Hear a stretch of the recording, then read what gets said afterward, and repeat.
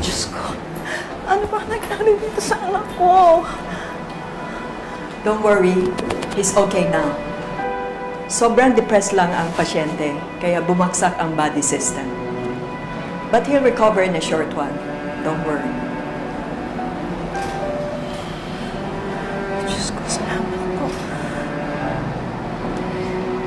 Ano mo kasi pumasok sa kukote mo, Puloy?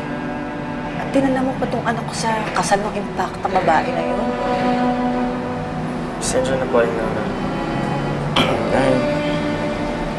Anak? Huwag ka nang pagalitan sa Puloy. Yung anak mo tsaka sa nanay. Ako yung nagpamalit mo kung tanong. Ay, sorry na.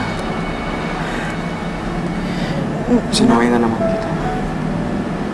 Hindi ko lang kasi talaga kaya makita yung sila siya nag-aasal sa lalaki niya.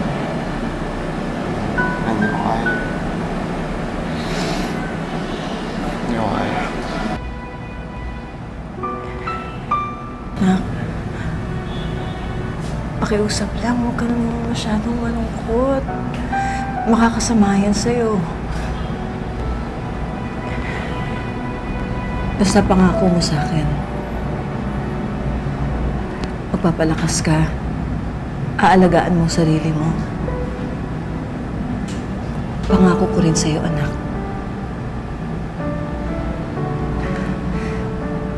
Tutulungan kita hanapin si Rachel. Tutulungan kita na agawin si Rachel dun sa hayop na lalaking yun. Talaga na yun?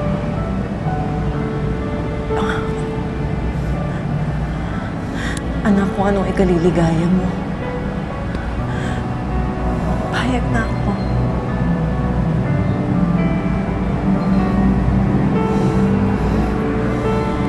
Magaling ka lang. Pangako ko sa akin na papagaling ka.